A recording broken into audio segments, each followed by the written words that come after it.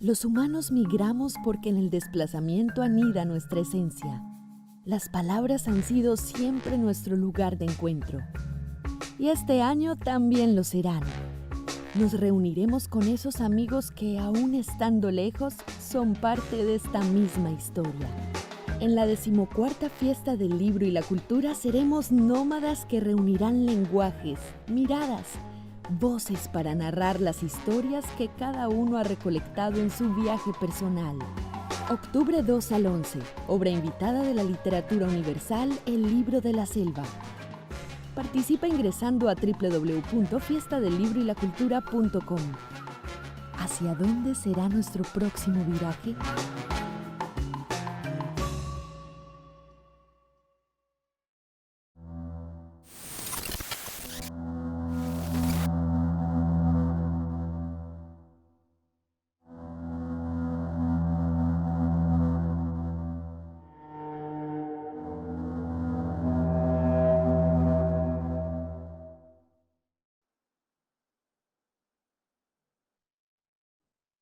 La Universidad de Antioquia y la Alcaldía de Medellín, en el marco de la 14ª Fiesta del Libro y la Cultura, les dan una cordial bienvenida al 11º Congreso Internacional de Literatura Medellín Negro.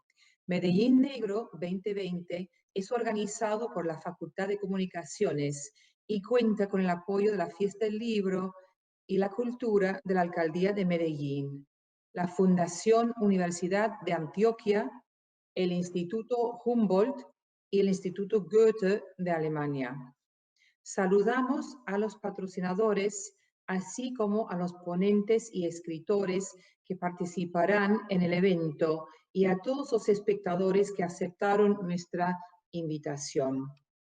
Iniciamos esta segunda jornada del 11º Congreso Internacional de Literatura Medellín Negro 2020 con la charla Medio Ambiente y Literatura, una charla con Eduardo Otálora y Laura Baeza. La escritora mexicana Laura Baeza, quien en 2017 ganó el Premio Nacional de Cuento Breve Julio Torre, convocado por Tierra Adentro con el libro Ensayo de Orquesta, y el Premio Nacional de Narrativa Gerardo Cornejo con el libro Época de Cerezos, de temática ambiental. En 2018 fue seleccionada por la Feria del Libro de Guadalajara dentro del programa Al Ruedo, 8 talentos mexicanos, como una de las propuestas narrativas para el futuro.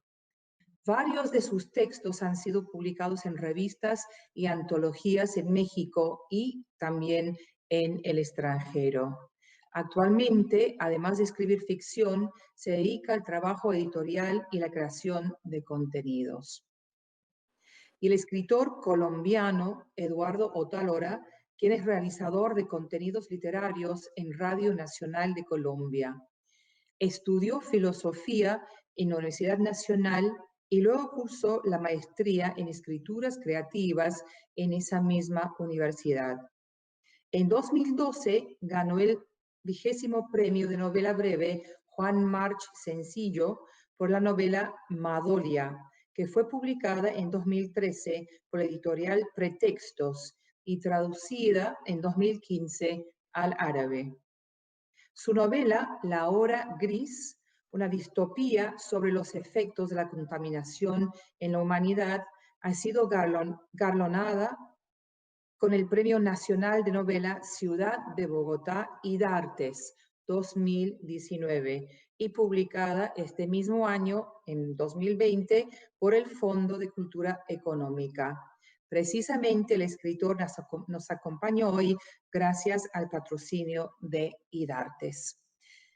Y nuestro plan para hoy es una charla que, teniendo aquí a estos dos maravillosos escritores, la idea es que yo les vaya planteando unas preguntas sobre estas dos novelas la novela y una colección de cuentos que he mencionado, y que ellos luego les vaya a ustedes hablando de su obra. Laura, tu colección de cuentos que ganó el premio se llama Tiempo de Cerezos y trata un accidente en una central nuclear al sur de México. La obra se compone de 10 cuentos vinculados entre sí que cuentan las secuelas de ese accidente a través de varios personajes. Y Eduardo, tu novela, también ganadora de un premio, La Hora Gris, trata precisamente un mundo post-apocalipsis, un mundo post-apocalíptico, una pandemia, un tema tristemente muy actual, y protagoniza unos niños y un abuelo. Estas son las figuras principales de tu obra. Y yo les quise preguntar, en primer lugar, si ustedes nos podrían explicar un poco sobre el título, estos títulos tan sugerentes de sus obras, ¿no? Tiempo de cerezos, que nos hace pensar en primaveras, en árboles con florecitas color rosadito, bueno, la hora gris tal vez no tanto, ¿no? Esta hora gris que tal vez entre el final del día y la noche, o la noche y la mañana, que también puede sugerir cierta esperanza, ¿no? Pero, ¿qué significan para ustedes y para sus lectores estos títulos tan interesantes, tan sugerentes? Bueno, Shelly, muchas gracias por la presentación. Mi libro Época de Cerezos toma el título del último cuento. Se llama así porque en alguna parte de la narración el protagonista ve las manos de una chica con la que comienza a tener cercanía, una compañera de clase, y sus manos están petrificadas. Entonces la chica se pinta las uñas y él piensa inmediatamente en los árboles de Japón, aunque nunca ha ido a Japón, pero no dice que son cerezos. Entonces se me hizo una imagen amable para todo el contexto del libro. Quería poner esta oposición de algo terrible que puede ser una explosión nuclear con un poco de esperanza, la primavera. En el caso mexicano, aquí en la ciudad tenemos las jacarandas, que son como los cerezos, Claro. de una variante, y a mí siempre me han gustado, creo que es una de mis épocas favoritas aquí en la ciudad. Pero básicamente yo pensaba en esa oposición de fuerzas, un desastre, y pues creo que el cine también nos ha enseñado que después de cualquier acontecimiento terrible en el mundo, la esperanza es ver un árbol florecer. Ya, Sí. gracias.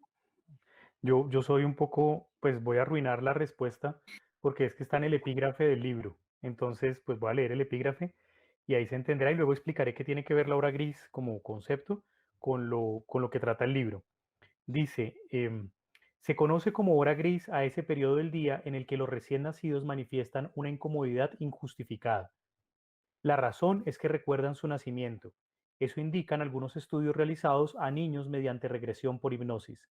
Nacer es, a la vez, el momento más importante y el más traumático de la vida de un ser humano.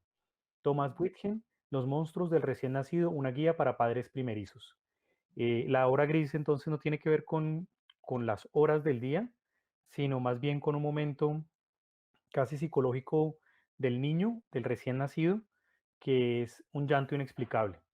Y ese llanto inexplicable, pues como lo dice la cita, tiene que ver con el momento más importante de la vida de todos nosotros, nacer, y que es profundamente doloroso. Y ahí hay claramente una situación paradójica, bonito, bonito encontrar ese lugar de encuentro con lo que señala ahorita Laura, y es que, pues que la paradoja de estar vivo, ¿no? Pues que es, como que es horrible estar vivo, pero pues es nuestro estado. Y, y entonces, ¿cómo conecta eso con estos relatos estos tres relatos que se configuran como una novela?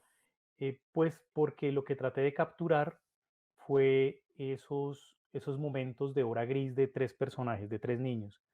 Tres momentos decisivos en sus vidas, cada uno enmarcado en una etapa del fin del mundo, porque son tres etapas. Una en un futuro más o menos cercano, una en un futuro bien alejado, pero todavía como parecido siquiera al mundo que conocemos, y uno que sí ya es pues el apocalipsis completo en donde solo hay un desierto. Y en esos tres hay niños que están viviendo su experiencia y yo trataba de narrar ese momento decisivo de esa experiencia horrible que es presenciar el fin del mundo. Y por eso la novela se llama La Hora Gris. Súper, muy interesante.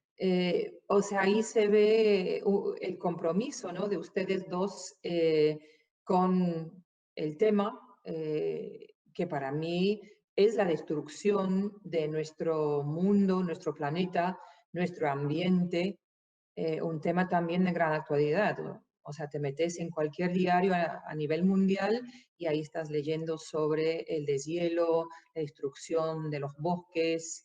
Hoy leí, por ejemplo, un artículo sobre el lago Chad, que el gobierno del Chad quiere vender fracciones, porciones del lago a compañías internacionales para que busquen petróleo. O sea que esa destrucción de nuestro mundo, nuestro medio ambiente no para.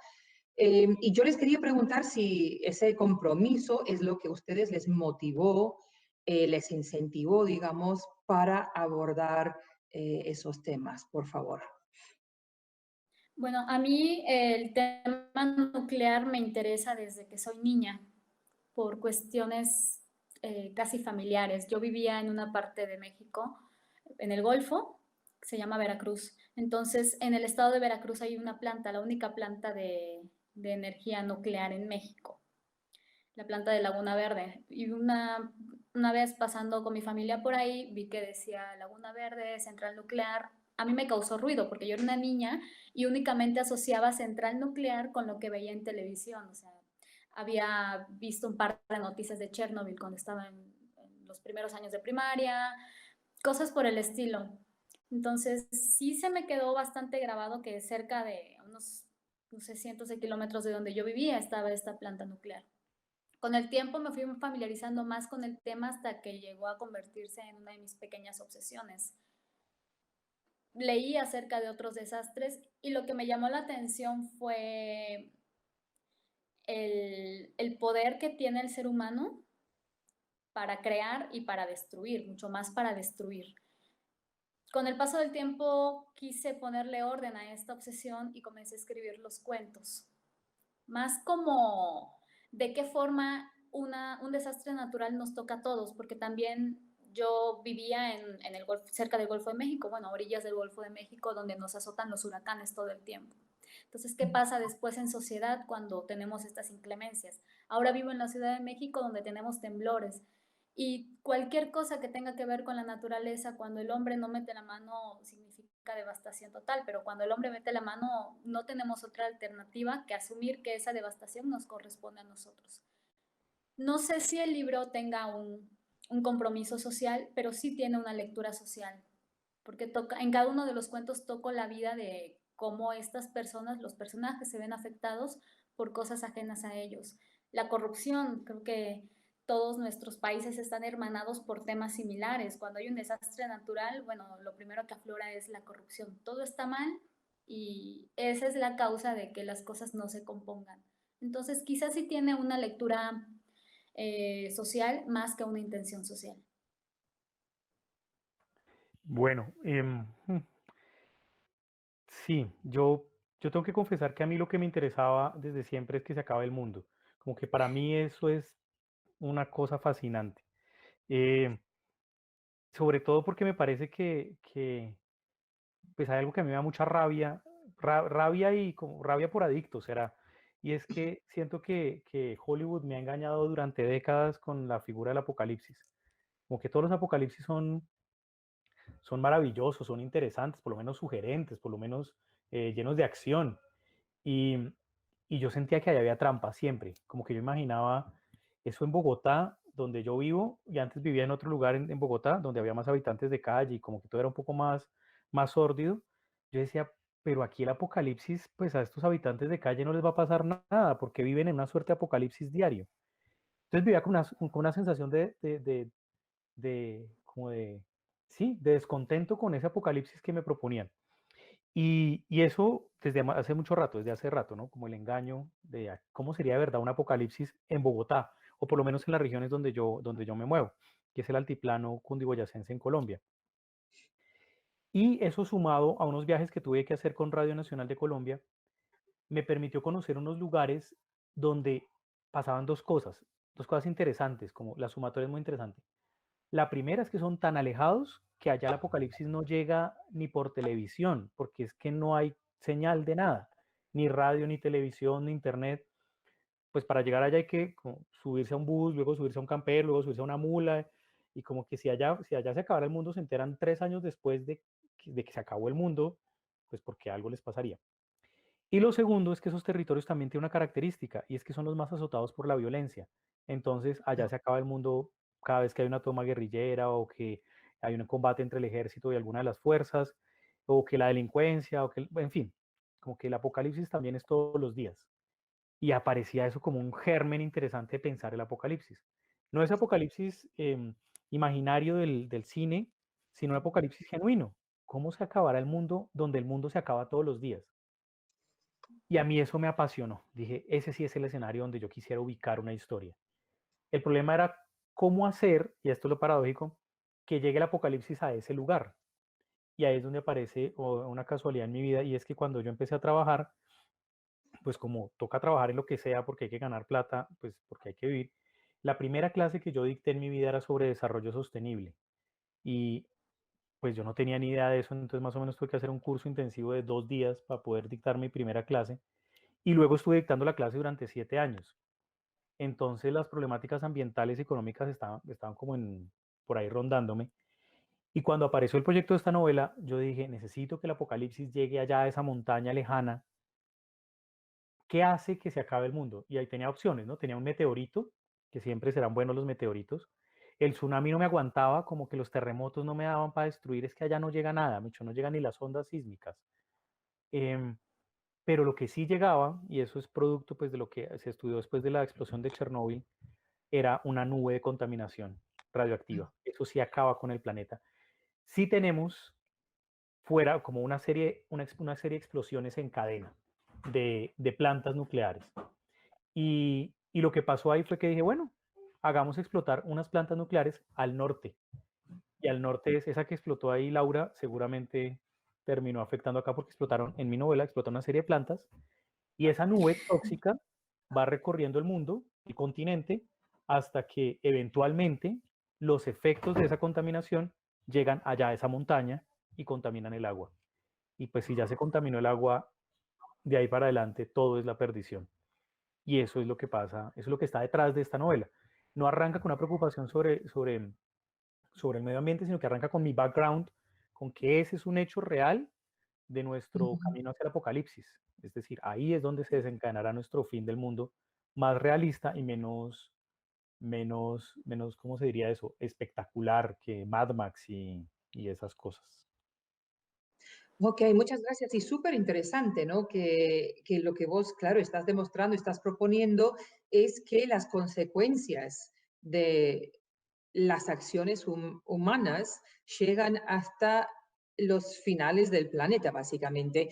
Y eso también me lleva a preguntarte a vos, Laura, em, tu novela también está ambientada en una zona muy apartada, ¿no? Vos decís que es la zona sur, la zona fronteriza, una zona que no parece tener mucho contacto con el resto del país, tal vez. ¿Cuál ha sido tu razón por elegir también ese espacio geográfico tan apartado?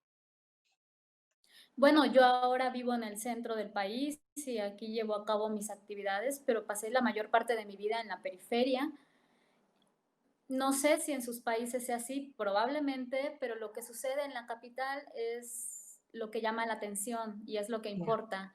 Lo que sucede en otros lugares y lo que sucede en la frontera, aquí tenemos dos fronteras, la que importa, que es la de los Estados Unidos, y la que no importa, que es la que nos une con Centroamérica. Las cosas que pasan en la frontera de abajo le importan únicamente a quienes están en la frontera de abajo. Entonces siempre ha sido un tema político y social aquí en el país. Yo quería hablar de eso, no concentrarme en ello, pero sí mencionarlo. Para mí, el desarrollo de las historias se dan en un lugar ficticio al sur de México. Yo siempre estuve pensando en Tapachula, que es la ciudad chiapaneca que colinda con, pues ya es la frontera centroamericana. Entonces los horrores que suceden ahí, los horrores de todos los días, bueno, ¿qué más da que estalle una planta nuclear si ya tenemos un montón de cosas terribles? Esa era la idea que tenía en mente cuando estuve desarrollando los cuentos, pero no me concentraba nada más en ella, yo me concentraba en otras cosas. Después me di cuenta de que sí, que esa era la idea seminal del libro, o una de las ideas seminales del libro. Ya, muchísimas gracias. Y volviendo, Eduardo, a algo que vos dijiste, ¿no? Esa nube de radioactividad que puede llegar, bueno, hasta, como dijimos, ¿no? Hasta los finales del mundo. Eso me hizo pensar en una novela que yo leí siendo muy jovencita, me impresionó muchísimo, de un escritor británico que luego se nacionalizó australiano, que se llama Neville Shute. Y la novela se llama On the Beach, en la playa. Yo no sé si existe una traducción al castellano. Yo lo leí en inglés y me dejó impresionadísima, ¿no? Un grupo de personas que a raíz precisamente de un accidente nuclear están esperando en Australia, que se supone que en los años 50, cuando se publicó el libro, era como el lugar más remoto de nuestro planeta, estaba lejos, bueno, de donde importaba, ¿no? Que es aquí en Europa. Eso es una óptica interesante. Están esperando ahí, sufriendo los estragos de esa nube de radioactividad y queriendo escaparse, ¿no? Esperando que llegue un buque que lo saque de ahí. También estaba yo pensando en paralelos con una novela muy conocida de Cormac McCarthy, que se llama en inglés The Road, La carretera, en castellano, que se hizo también en versión fílmica. Otra novela, creo que de los años 60, que se hizo film, que se llama I Am Legend, que en castellano debe ser Soy Leyenda, con Will Smith. Se hizo una versión fílmica estupenda. Y claro, cuando hablamos de narrativa sobre accidentes nucleares, está el libro de la Premio Nobel sobre Chernóbil.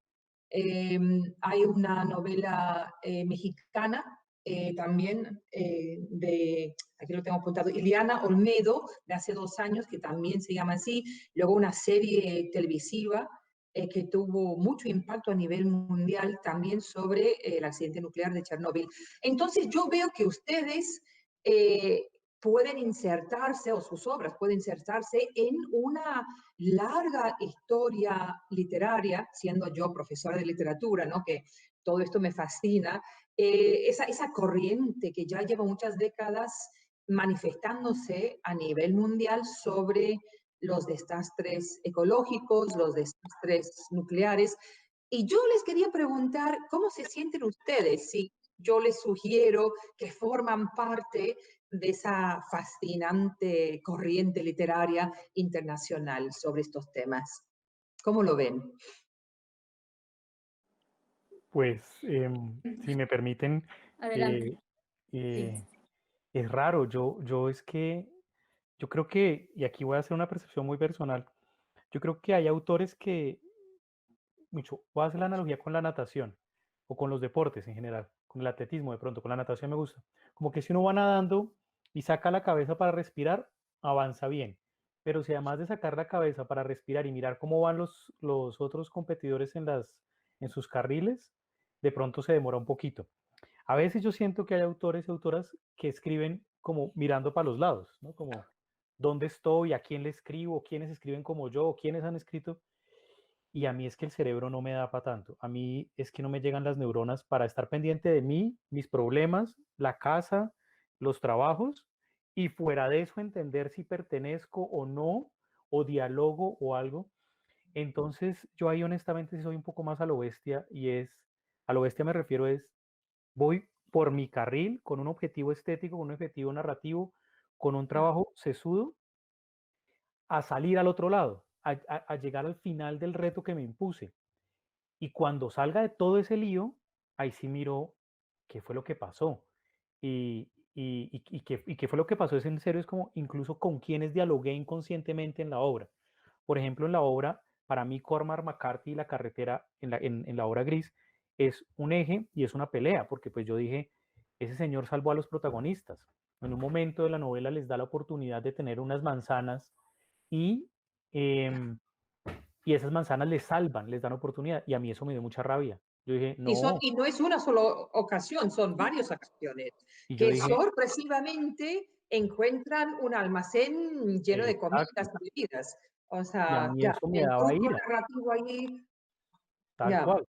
Ira quiere decir, no, no me hagas trampa, porque hiciste una gran obra que me conmueve, que me transporta, Y y como si yo hubiera sentido que el autor tuviera miedo de matar a sus personajes, pues porque si los mata se le acababa. Y además seguramente es una obra que tiene una perspectiva más optimista, pues busca que haya una suerte de redención al final. Yo peleé con él, dije, no, de malas. Yo sí voy a matar a todo el que haya que matar. Un poco en nuestra lógica suramericana, que es que aquí... exacto, es lo que te iba a preguntar Mm, también. Siendo él norteamericano, claro, ¿a qué normas sociales mm. tiene que atenerse él como escritor?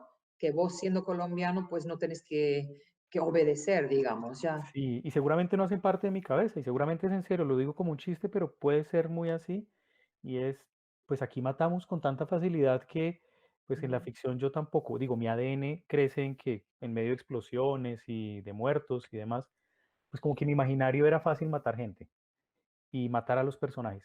Y por ejemplo, vuelvo al asunto de la tradición, mi relación con la tradición relacionada con la carretera es que yo no iba a perdonarle nada a mis personajes y no les perdoné a nada y los maté a todos, pues todos se mueren. No hago spoiler porque, pues, digo, ese es el spoiler más grande, es que todos se van a morir porque todos se van a morir, porque es el fin del mundo, entonces todos nos vamos a morir. Y ahí es donde yo me inserto en las tradiciones, como una vez hecho, miro a ver qué pasó. Y sobre todo me gusta eso que acabas de hacer, que es como cómo se lee. Yo tampoco he leído tanto, ni voy a poderlo leer, ni me interesa leerlo también, sino qué efectos como de aspirina tienen las obras, ¿no? Eso genera unas efervescencias y esa efervescencia le generará relaciones a los lectores que yo, pero creo que ese es el trabajo estético. Y lo relaciono con los deportistas. Yo no creo que Messi ni un nadador estén pensando qué opinarán de mí cuando llegue a la meta, qué dirán de mí mañana en la rueda de Ya, prensa. Está como una bestia pedaleando o yendo hacia adelante y luego en la rueda de prensa dice, gané, wow, ¿sí? Michael Phelps, en- 8 medallas, ¿en serio? Y eso es un poco lo que yo siento que hago acá. genial. Entonces, claro, teniendo presente siempre la obra que existe ya sobre temas afines, digamos, pero claro, yendo por tu propio camino. A ver si hay que censurar la parte en que nos explicas el spoiler. Bueno, muchas gracias. A No, ver, en el fin del Laura. mundo todos se mueren, no hay, eso no es spoiler. Sí, bueno, a menos que haya un salvador que siempre es el Tom Cruise. Y no, no, Sí, eso no. claro, claro. Creo que compartimos la misma idea. Yo cuando escribí estos cuentos quería hablar sobre muchas cosas, pero no me imaginaba, a ver, en un año voy a tener un libro de cuentos casi apocalípticos o de la destrucción de mi país a través de una central nuclear. No, para mí la central nuclear era el pretexto que yo necesitaba para hablar acerca de cómo vamos a reaccionar Mm. cuando esto explote, porque una planta de energía nuclear en México, o sea, nada más en México, donde las cosas se hacen a la mexicana y siempre están mal hechas, es un peligro, por supuesto. A mí me interesaba eso, me interesaba ver cómo van a reaccionar mis personajes. Y tengo una escritura bastante fatalista porque esa es mi personalidad es tener muy poca esperanza y si llega a haber un rayito de esperanza en mis cuentos, pues qué bien, eso ya les va a dar un pequeño giro. Pero en realidad quería hacer eso, quería ponerlos en aprietos y cómo se las van a solucionar, dado que el carácter de nosotros es así. Y coincido contigo también porque creo que en el fin del mundo, si se trata de matar a alguien o acabar con él, pues primero estoy yo y después van a estar los demás. Ahí la ética no tiene un papel predominante. Ok, súper interesante. O sea, estamos aquí frente a dos obras en donde las víctimas, o sea, los seres humanos se convierten en víctimas de toda suerte bueno, de violencia realmente. Pero yo me Vos hablaste, permitiría Laura, ahí perdona, una, una, una acotación pequeñita, y es que yo creo que incluso la noción de víctima y victimario en esos escenarios se quiebra. Eh, sí, hay se el vuelve tercer muy episodio, fluido el concepto. más que fluido, y es por eso que me atravesé acá un poco a lo Tarzán, a lo colombiano. Qué triste realidad. Pero es como el último episodio que se llama Tata, son los dos últimos sobrevivientes de la especie humana, un abuelo y un niño que están ahí. Y lo que ellos hacen es comerse humanos. Unos humanos se llaman los como nosotros y los otros se llaman los carne humana. Y los carne humana pues son la comida y los como nosotros somos los como nosotros que no nos comemos entre nosotros. Y ahí pues no hay víctima ni victimario. Son una persona o un ser que necesita sustento como, como una planta a la que yo no acusaría de explotadora de la tierra porque se apropia con sus raíces de determinado, pues yo le digo a la planta, eres eso, o no acuso a la sanguijuela de, como de, que me quiere robar el alma o porque esté pegada succionando sangre. Y yo creo que en esos lugares, en momentos extremos de la humanidad, lo que brinca es que nuestras categorías son artificiales, nuestras categorías morales son constructos sociales que cambiarán, evolucionan, totean, desaparecen, y como que ya la noción de víctima es, pues víctima, pues no, Según si el yo, contexto. víctima, no sé quién. Víctima, yo sí siento que en determinada situación alguien me ha usado, alguien me ha maltratado, alguien me ha realizado algún daño. Pero hay unos otros que antes eran considerados víctimas que, mm, como, y eso a mí sí que me interesa pensar como, más que escribir sobre eso, es pensarlo en lo narrativo. Y es llevar a los personajes a extremos a ver qué es lo que nos pasa como humanos allá en ese borde, en ese borde de desconcierto, de cuáles son mis categorías, a qué recurro. Y pues no hay nada, entonces se reinventa el mundo, creo yo. Sí, por Pero supuesto, hablando ¿qué que es también, y perdón, qué está perdón, bien y sí, qué no, está mal? ya. No, eso, sí. Bueno, yo les comento que, claro, esto lo hacemos este año virtualmente.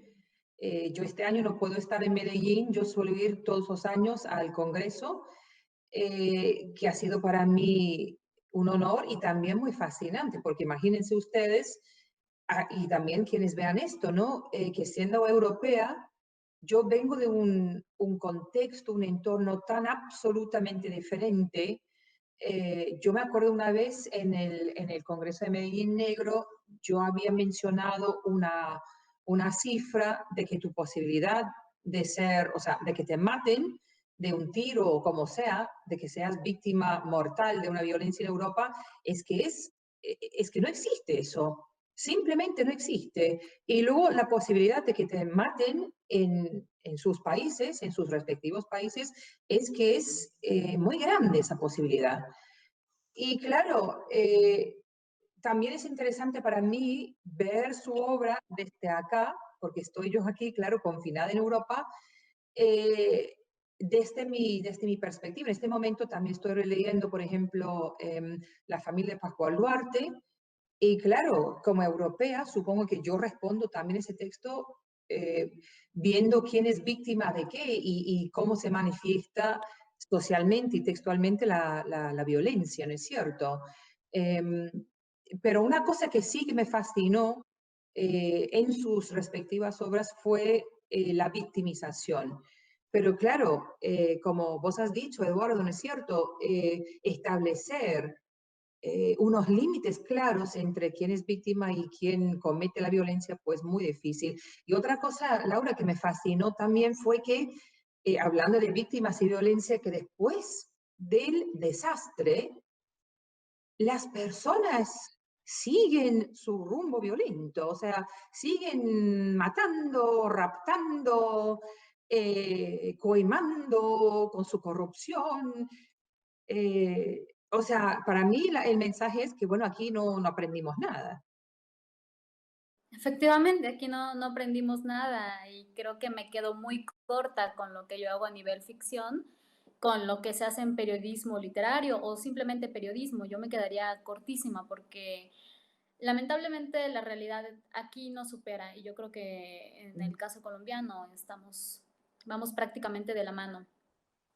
En uno de los cuentos se llama Piromaníaca, hablo sobre un jefe de la policía que pues es adicto a las mujeres, le encanta el tráfico sexual, etcétera, pero es uno de los máximos jefes de la policía. Parece impensable quien lo pueda leer desde otro punto, pero aquí en México, bueno, eso es lo de todos los días. Y exactamente el uso del poder es eso, es que siempre va a haber alguien peor que uno. Entonces nosotros usamos el poder sobre esa persona que siempre va a estar por debajo Ya. de nosotros. Aunque nosotros también seamos lo más bajo en todos los, en cualquier ámbito, va a haber una persona mucho peor, mucho más necesitada de cualquier cosa. Ya. Y lo apretamos o se le Sí, aprieta. Ya. Ok. sí, es el ejército Bueno, del poder, poner el pie encima a quien sea, la supervivencia. exactamente. Ya que aquí en Europa se logra de forma, claro, mucho más pacífica. Yo viajo entre Inglaterra y Holanda y voy y vengo y es la vida, bueno, de momento no, porque la KLM no está funcionando, pero en general no es una vida totalmente pacífica. Yo creo que impensable inclusive para muchas personas en algunos países americanos, por cierto. Pero bueno, hablando también de estas personas que cometen violencias, sus personajes, ¿no? Eduardo, vos nos hablaste un poquitico de estos niños, ¿no? Del significado del título de tu obra. También, o sea, son tres niños y un abuelito, y Laura, en tus cuentos son varios personajes. Y yo les quise preguntar por esa suerte de multiplicidad de protagonista, ese, bueno, yo no sé si coro de voces en el caso de tu obra, Eduardo, porque no son tantos personajes, ¿no? Pero esa especie de polifonía. ¿Cómo hicieron para elegir estos personajes y qué significan para ustedes y para nosotros como lectores? ¿Qué función tienen para ustedes para transmitir su mensaje? Bueno, sí, tengo varios personajes, son 10 cuentos y por lo menos hay 2 o 3 importantes en cada uno de ellos. Pero como ya había dicho al principio, a mí me interesaba hablar sobre las cosas que salían mal y sobre la gente a la que todo le sale mal. Entonces creo que ese fue el principio de el rumbo que iban a tomar mis personajes. También tengo una inclinación porque los personajes tengan alguna condición mental que también detona otras circunstancias. Entonces, para mí eso era lo principal, eso era el carácter unificador de los cuentos. En mi caso es que el fin del mundo va muy lento, por muy catastrófico que lo veamos y por muy apocalíptico, pues que veamos una serie de explosiones en el norte del Yeah, continente con una nube tóxica, esto se demora un montón. Y parte de ese trabajo que yo había hecho en las clases de desarrollo sostenible era entender que el deterioro ambiental es tan lento que resulta casi imperceptible y por lo tanto por eso nos importa tan poquito. Porque como no vemos impactos negativos de primera mano, pues entonces como que, bueno, eso no está pasando. Como que normalizamos la sensibilidad. Entonces cuando me metí en el reto de contar el apocalipsis, lo que me pasó fue que dije, pues como esta pandemia, ¿no? Como, ver, estamos en una pandemia, llevo 6 meses esperando que pase algo excepcional. Y pues no, se normalizó la excepcionalidad y pues todos los días escucho 179 muertos, 187, todo se va normalizando. Con eso en mente, resulta que el fin del mundo se demoraba mucho, 10.000 años. Casi que me daba la posibilidad de que evolucionara la especie para que el arco de destrucción masivo se diera. Es decir, un arco de extinción completo, pues necesitaba unos cientos de miles de años. Y pues yo no tengo pluma ni potencia para redactar cientos de miles de años, pues, y además tampoco tiempo. Hay muchas cosas para hacer en la vida, muchas cosas para escribir, de pronto, no sé, ojalá para escribir. Pero lo cierto es que era un lapso de tiempo demasiado, demasiado grande. Y, y pues nada, también un poco como en el fútbol, hay que hacer a veces jugadas técnicas, no todo es pasión.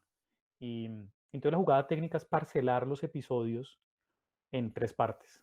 Algo así como episodio 1, pues si lo hizo Star Wars, ¿por qué no lo iba a hacer yo? Y metieron 9 episodios. Pues bueno, es una analogía un poco brusca, pero parcelar la historia es la única manera de abarcar un gran periodo. Entonces, parcelarla en los 3 episodios, un presente cercano, un futuro mediano y el fin último, que incluso tiene que ver no solo con la extinción de las especies, sino con la extinción del planeta, lo que se está enunciando ahí. Eh, y lo segundo, eso tenía que ver con los tiempos, pero eso llevaba a que el mismo personaje no me aguantaba porque no, pues si fuera Dios me aguantaba, pero Dios no existe, entonces pues me tocaba buscar un personaje para cada Cierto. episodio. Y quiero señalar que estos son como respuestas técnicas a la intención, que es una manera en la que yo trabajo mucho y es, quiero hacer esto, pero para que eso funcione, pues hay muchas otras cosas que tienen que funcionar. Y tenía que tener entonces 3 personajes.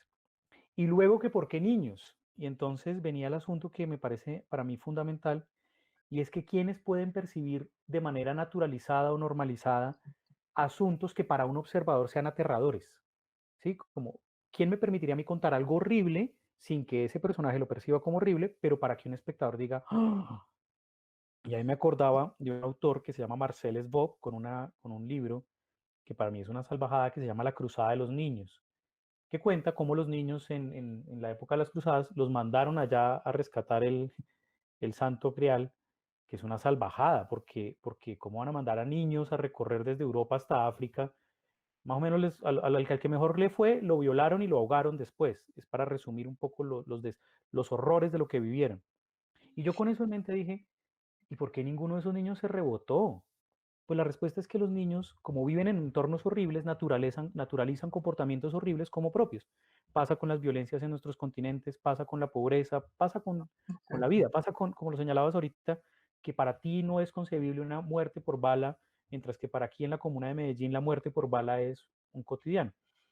Entonces, naturalmente el personaje más que mejor permitía contar con naturalidad los horrores sin que yo le pusiera tintes dramáticos, sino que el evento fuera puro drama y el lector viviera ese puro drama, eran niños. Y pues ahí ya una vez con todo eso más o menos aclarado, claro, no quiere decir que eso yo lo hubiera tenido claro antes, sino como que esas son las categorizaciones que uno hace después, como que naturalmente el personaje que podía presentar los horrores con naturalidad era un niño. Y ahí el reto va, respondo entonces lo de las voces, cómo hablan los niños, que eso es un camello ya, eso ya es un trabajo en sí mismo, pero más aún cómo hablan los niños dentro de 150.000 años. Y ahí eso implicó una exploración sobre las evoluciones del lenguaje del presente cercano, del futuro, pues del futuro cercano, a ir transformando un poco en la lógica de las neolenguas de 1984, cómo las palabras van a significar otras cosas y que aún así eso sea comprensible para el presente. Y con todo ese mierdero como en la cabeza, digo mierdero como esa expresión de revuelto en la cabeza, tratar de resolver eso en palabras. Pero sí, el tema de las voces y los niños y todo como que tiene que ver ahí en el objetivo de la obra. Genial, fascinante, muchas gracias. Ojalá también algún niño pueda acompañar a sus papás viendo esto, ¿no es cierto? Para ya sentirse aludido y inspirado, ¿no es cierto? Yo les quise hacer una pregunta. Mencionaste vos, Eduardo, ¿no? Este momento que estamos viviendo, esta pandemia, que vamos, está afectando al mundo entero, nuestra nueva normalidad, muy horrible, por cierto, todos encerrados en casa. Pero a pesar de estar encerrados en casa, estamos viviendo en este mundo hiperconectado. Yo estoy aquí en Europa, ustedes están respectivamente en México y en Colombia.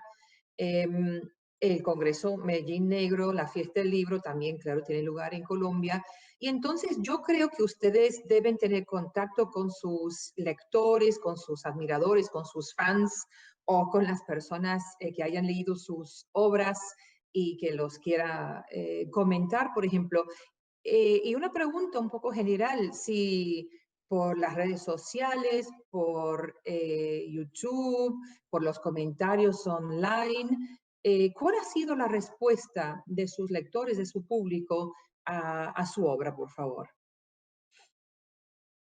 Bueno, mi libro salió el año pasado, más o menos para estas fechas. Tuve muchas presentaciones durante unos 4 meses. Y lo que vino después, bueno, fue esto, fue el confinamiento. Entonces, muchas de las actividades donde el libro se iba a estar presentando quedaron fuera.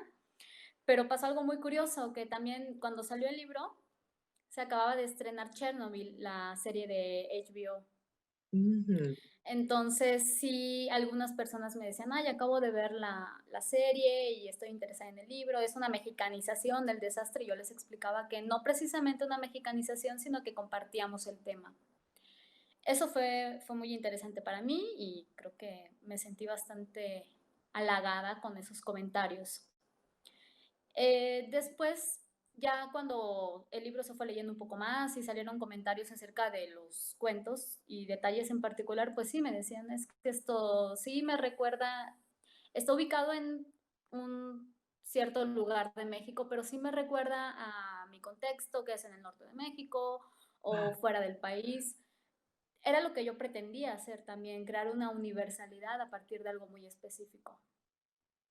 Y ahora con el claro. tema que estamos viviendo, pues creo que también nos ha dado mucho por explorar la literatura que trata sobre esto, sobre explosiones, sobre el fin del mundo, el apocalipsis, contagios, cosas así, porque tenemos tanta incertidumbre que necesitamos esos referentes o tenemos algún síndrome de Estocolmo que nos hace recurrir cada vez más a buscar algo ahí en las series, Dark, por ejemplo, que también tiene una central de energía y son cosas que yo nunca me hubiera imaginado cuando estaba haciendo los cuentos, pero sucedieron porque estamos más cercanos a estas catástrofes en todo, en el cine, en la televisión, en cualquier texto, ya sea literario o no, que luego lo vamos encontrando. Y no sé si a ti, Eduardo, te ha sucedido con el libro. A mí me pasó que el libro que la pandemia evitó que saliera el libro. Entonces era una pandemia como que me rompió el corazón, básicamente. Porque cuando el premio se dio, que eso fue en 2019, se planeaba que saliera en la Feria del Libro de Bogotá, que es entre abril y mayo. Y justo ahí cayó el apocalipsis como en cámara lenta. Y fue aplazándose, y fue aplazándose, y fue aplazándose.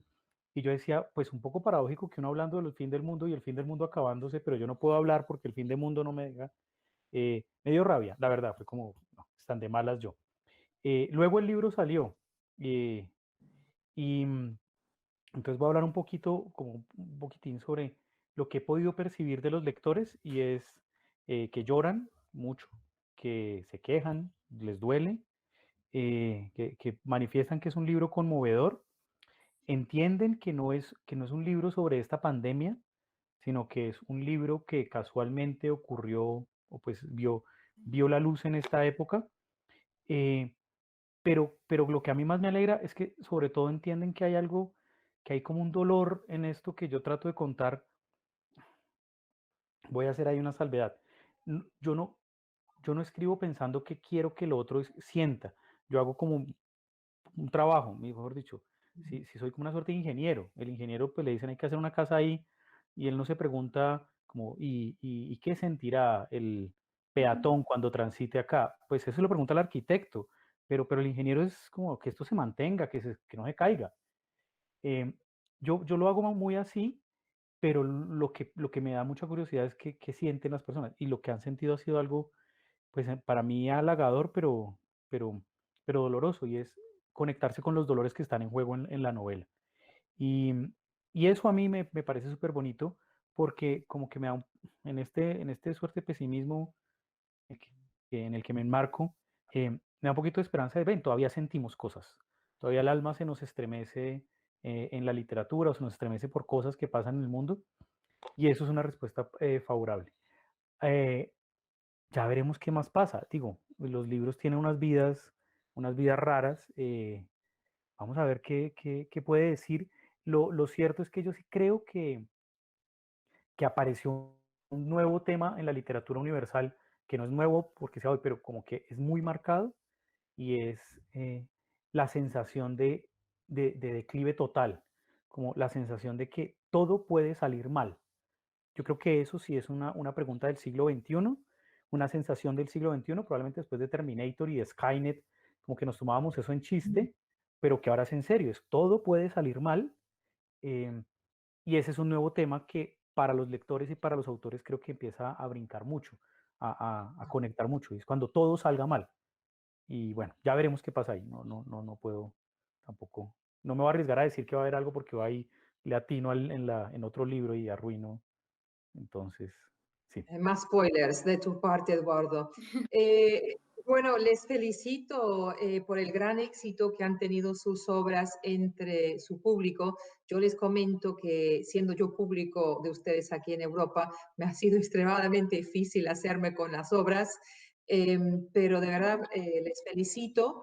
Ya veo yo que se nos va terminando la hora, entonces nos despedimos desde el Congreso de Literatura Medellín Negro del 2020 como digo yo, y también de la maravillosa, única fiesta del libro, y ojalá el año que viene, 2021, nos podamos ver en la mágica ciudad de Medellín y en ese Sí. espacio hermoso. Yo no sé si ustedes conocen el Jardín Botánico, que es un paraíso, pues ojalá nos veamos allá el año que viene. Eduardo y Laura, miles de gracias por acompañarnos y mucho éxito, mucha suerte con su labor literaria. Gracias. Gracias, Shelly. Eduardo, estoy muy complacida de haber compartido estos minutos con ustedes. Ay, muchas gracias a ustedes y pues a nuestros públicos, que me alegra decir que puedan estar en todo el mundo. Eso es lo más Ujú. bonito de este formato, del cual ya no saldremos seguramente. Ahora tenemos que hacer cosas mixtas siempre, porque ya la gente tiene el derecho de vernos y conocernos en cualquier lugar. Un Y de saludo. dar sus Gracias. charlas en pijama. Listo. Bueno, Por muchísimas supuesto. gracias. Chao, chao. Gracias. Chao.